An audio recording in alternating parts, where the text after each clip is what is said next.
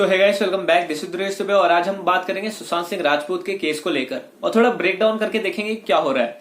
जैसा कि हमने कुछ टाइम पहले अपने कम्युनिटी टैब पे एक पोल डाला था जहां पर हमने पूछा आप किस टाइप की वीडियोस देखना चाहोगे, इंडियन इश्यूज पे, टेक्नोलॉजीज पे या पॉजिटिव स्टोरीज ऑफ इंडिया, या फिर आप देखना चाहोगे सुशांत सिंह राजपूत के केस के एनालिसिस को।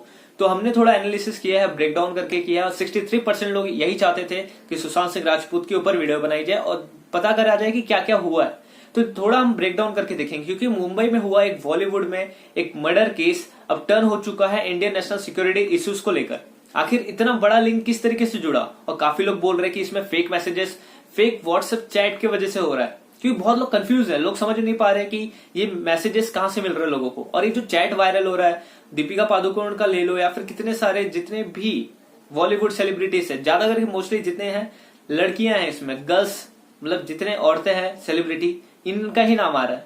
और जहां तक कि इसमें नजर आ रहा है जितने भी चैट्स वायरल हुए इसमें जितने भी औरतें सेलिब्रिटी हैं उनका ही नाम आया। आदमी लोग क्या ड्रग्स नहीं लेते थे, ऐसा बहुत सारे लोगों ने ट्विटर पे पोस्ट भी डाल रखा है कि क्या औरतें ही जो ड्रग्स लेती थी बॉलीवुड में, बाकी लोग नहीं थे।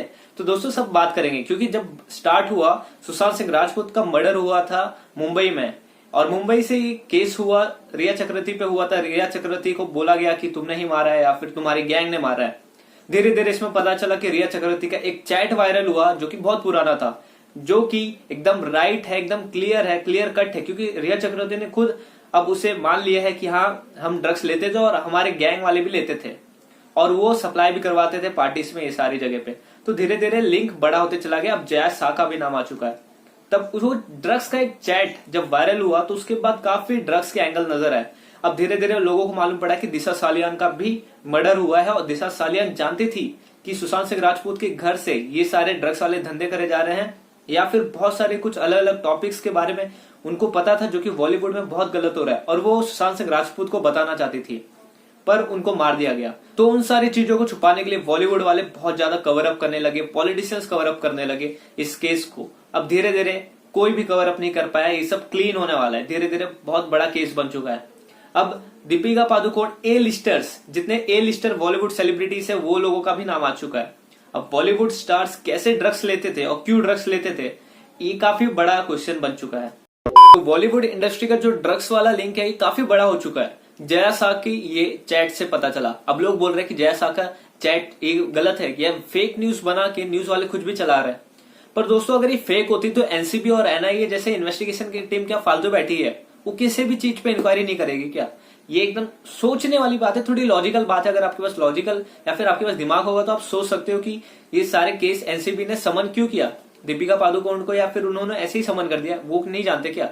वो इंतजार कर रहे थे। रिया चक्रवर्ती ने तो पहले ही बोल दिया था सारा अली खान और रकुल प्रीत का नाम, पर उन्होंने डायरेक्टली उनको समन नहीं किया। सिर्फ लोग अंदाजा लगा रहे थे कि उनको समन भेजा जाएगा। समन भेजने का मतलब ये है कि उनको इंक्वायरी के लिए बुलाया जाएगा। पर कुछ टाइम बाद जया शाह की एक चैट वायरल हुई जहां पर चैट में काफी लोग, एक ग्रुप था जहां पर बहुत लोग जुड़े हुए हैं और लोगों ने वहां पर ऐसे ड्रग्स के लिए बोला है कि मेरे को ये चीज खत्म हो गया है। दीपिका पादुकोण ने भी बोला था और काफी ऐसे बहुत सारे ए लिस्टर सेलिब्रिटीज के नाम है। ये क्योंकि कौन करके कंपनी है जो कि टैलेंट मैनेजमेंट कंपनी है जिसमें काफी बड़े बड़े सेलिब्रिटीज लोग इन्वॉल्व है। और ये टैलेंट मैनेजमेंट कंपनीज करती क्या है, जो आप देखते रहोगे एड्स आते हैं, टीवी पे एड आते हैं, ये टैलेंट मैनेजमेंट कंपनी का ही एक पार्ट होता है। यही लोग कुछ अपने जो टैलेंटेड लोग हैं, जो सेलिब्रिटीज लोग हैं, उनको ऐसा एड्स ऑफर करते हैं और जो पैसे वाली बात होती है, मूवीज की बात होती है, इन सारे लोग मैनेज करते हैं। ये मैनेजमेंट का काम करते हैं पूरा का पूरा, और यही लोग हैं। और इन्हीं से लोगों ने बात करी है कि हमें ये लाके दो, ये वाले ड्रग्स लाके दो, ये वाले नहीं चाहिए, खत्म हो गया है, ये घर पे भिजवा दो। ऐसा जिसमें दीपिका पादुकोण का भी नाम था, काफी बड़े बड़े एलिस्टर्स के नाम थे जो बड़े सेलिब्रिटीज है और इनके पार्टीज में भी ये यूज करते थे, ऐसा काफी लोगों ने बोला है। क्या जो ये ड्रग्स जब लेते थे क्या इन्हें पता नहीं ये पैसे कहाँ जाते हैं और ये पैसे आ कहां से रहे, ये ड्रग्स आ कहां से रहे? और ये जो पैसे, क्योंकि काफी महंगे में मिलते हैं ड्रग्स, और ये ड्रग्स का यूज करना एकदम इलीगल है। 1985 के जो एक्ट, नार्कोटिक ड्रग का एक्ट लगा था, तभी बैन कर दिया गया था। आपने वो वीडियो नहीं देखी, मेरी जाके देख सकते हो आई बटन पे क्लिक करके, या फिर इस वीडियो के एंड में भी आपको मिल जाएगी, वो वीडियो जाके देख सकते हो, जहां पर ड्रग्स की पूरी हिस्ट्री बात करी रखी है। ड्रग्स कैसे इंडिया में स्टार्ट हुआ, कब से इस पे बैन लगा है और क्यों बैन लगा है, और कौन सा ड्रग्स है जो यूज कर सकते हैं। जैसे कि भांग पे बैन नहीं लगा, उसका सेल को अलाउ किया गया था, पर बाकी सारे चरस, गांजा और इन सारी चीजों को, हैश को भी बैन कर दिया गया था 1985 से।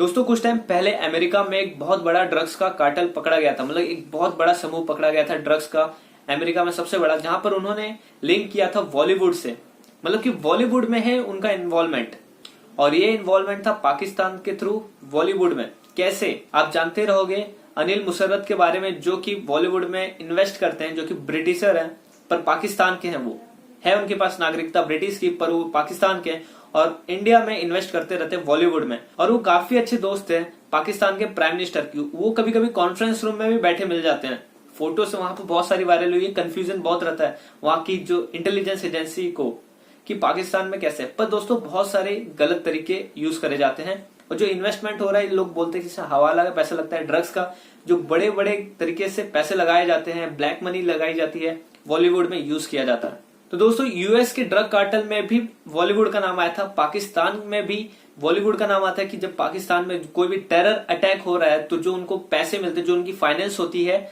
इन सारे एक्टिविटीज के थ्रू होके ही जाती है। ये दावा किया है एनआईए ने और सीबीआई ने कि जो ड्रग्स के जो इंडिया में केसेस होते हैं, जो ड्रग्स बिकते हैं, ये पाकिस्तान के थ्रू होके ही इंडिया में आते हैं, और इसके थ्रू ही लोग उनका फाइनेंस मिलता है, और ऐसे ही सारे एक्टिविटीज की वजह से हाफिज सईद जैसे लोगों को फाइनेंस मिलता है, और हाफिज सईद जैसे लोग फाइनेंस करते हैं अपने लश्कर तैयबा जैसे ग्रुप को, जो कि पाकिस्तान की एक संगठन है, और वो उनके फाउंडर है। तो दोस्तों आप समझ सकते हो कि इतना बड़ा लेवल का टेरर लिंक जा रहा है ये ड्रग्स की वजह से, क्योंकि दुबई के थ्रू होके, मुंबई के थ्रू होके, पंजाब के थ्रू होके, कभी कभी गुजरात की जो नदी वाला इलाका है, जो वहां पर खाड़ी वाला जगह है, वहां से पाकिस्तान के थ्रू डायरेक्ट मुंबई में पहुंचाई जाती है। इंडिया में एक बार 800 किलो ड्रग्स 2018 में आया था, कोकेन आया था, पाउडर वाले ड्रग्स, और उसमें से 300 किलो ड्रग्स मुंबई में आया था। तो सोच सकते हो मुंबई में कहाँ आया था, मुंबई में काफी लोग अलग अलग जगह डिस्ट्रीब्यूटर्स होते होंगे, तो एक बहुत बड़े टेरर लिंक को यहाँ पर जोड़ के उनको पकड़ने के लिए ये एनआईए की भी इंक्वायरी अब स्टार्ट हो गई है। अब सुशांत सिंह राजपूत का केस सिर्फ मुंबई का एक मर्डर केस नहीं रह गया है, एक टेरर लिंक से जुड़ा, क्योंकि इसके पीछे जो भी लोग हैं उनका हाथ टेररिस्ट के साथ भी है।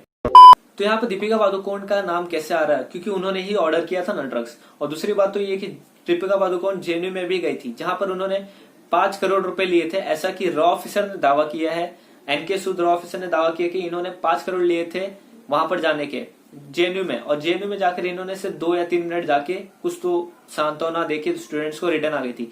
ये लोगों ने बोला था कि पिया स्टंट है या फिर ये एक तरीका है प्रमोशन करने का, पर जो वहां पर जाने का मोटिव था वो क्या था किसी को पता नहीं, और 5 करोड़ लिए थे ये रॉ ऑफिसर ने दावा किया। तो इसमें कुछ तो भी इंक्वायरी या फिर कुछ तो ऐसी बात होगी जो कि हम नॉर्मल पब्लिक से तो बहुत दूर की बात है, जो सभी को पता भी नहीं होगी। तो दोस्तों यहाँ पे सुशांत सिंह राजपूत के केस में एनआईए का रोल क्या होगा, तो एनआईए यहाँ पर आके देखेगी टेरर लिंक को, जिसमें कि हाफिज सईद का नाम है, अनिल मुसर्रत का नाम है, और उसी के साथ साथ आप देखते रहोगे कि पाकिस्तान से, दुबई से लेके बहुत सारे लिंक जुड़े हुए हैं। तो ये ड्रग्स का कार्टेल जो केस है इंडिया में काफी बड़े लेवल पे पकड़े जा रहे हैं, और कुछ लोग हैं आके चिल्ला रहे हैं टीवी शोज पे कि इंडिया में भांग भांग भांग बिकता है। तो क्या होता है, तो भांग को इलीगल नहीं कहा गया है, भांग के सेल्स को अलाउ किया गया है कुछ स्टेट के परमिशन के हिसाब से, जो स्टेट में अलाउ कर रही है उस स्टेट गवर्नमेंट पे छोड़ दिया गया है। पर जो चरस, गांजा, ये सारी चीजें थे, इनको बैन कर दिया गया था 1985 में ही, जब ये लॉ बना था नार्कोटिक ड्रग्स का। अगर हम बात करें हाफिज सईद की, तो हाफिज सईद की वजह से ही इंडिया में जो मुंबई में 26/11 हुआ था, जब बहुत बड़ा आतंकी हमला हुआ था, तो इसमें इन्वॉल्वमेंट बहुत बड़ा था हाफिज सईद का भी। और इंटरपोल के रिपोर्ट के हिसाब से भी हाफिज सईद को इंडिया में रेड कॉर्नर का उन्हें स्टेटस दिया गया। रेड कॉर्नर ये क्या होता है, ये एक ऐसा सीट होता है इंटरपोल की तरफ से, अगर देखा गया तो इनको अरेस्ट किया जा सकता है। और एनआईए के लिस्ट में भी हाफिज सईद का नाम है, और इसमें काफी अलग अलग नाम से हाफिज सईद के नाम को डिनोट किया गया है, आप देख सकते हैं यहाँ पे लिस्ट में। आई होप दोस्तों आपको समझ में आ गया होगा कि सुशांत सिंह राजपूत का केस एक मर्डर केस से एक टेररिस्ट लिंक में कैसे जुड़ गया। और दूसरी बात तो ये, जो बॉलीवुड के सेलिब्रिटीज है, ये ड्रग्स लेते थे, मंगाते थे, इनका बहुत बड़ा नहीं है, ये सिर्फ ड्रग्स जो ले रहे हैं, मंगा रहे हैं, खा रहे हैं, ये अपने लिए कर रहे हैं, और उसी के साथ शायद अनअवेयर है या फिर जानबूझ के कर रहे हैं। ये तो बाद में ही पता चलेगा कि इनको पता है कि नहीं कि ये ड्रग्स का लिंक कितना बड़ा हो सकता है, या फिर कितने बड़े बड़े लोग इसमें शामिल हैं, और ये इंडिया के लिए कैसे एक नेशनल सिक्योरिटी इश्यूज का प्रॉब्लम बन सकता है। नेशनल सिक्योरिटी की बात है यहाँ पर भी। दोस्तों आई होप आपका सारे डाउट्स क्लियर हो गए होंगे, और जो चैट्स वायरल हो रहे हैं तो एनसीबी नहीं किए हैं, और इन सारे जितने भी बॉलीवुड के ए लिस्टर सेलिब्रिटीज हैं, इनको समन भी भेज दिया गया है। अब बहुत जल्द इनकी पेशी हो सकती है एनसीबी के सामने। आई होप आप सारे डाउट्स आपके क्लियर हो गए होंगे। और ऐसे और वीडियोस के लिए आप चैनल को सब्सक्राइब कर सकते हो, बेल आइकन को प्रेस कर लो ताकि आने वाले अपडेट्स आपको मिलते रहे। मिलते हैं नेक्स्ट वीडियो में, तब तक जय हिंद, जय भारत।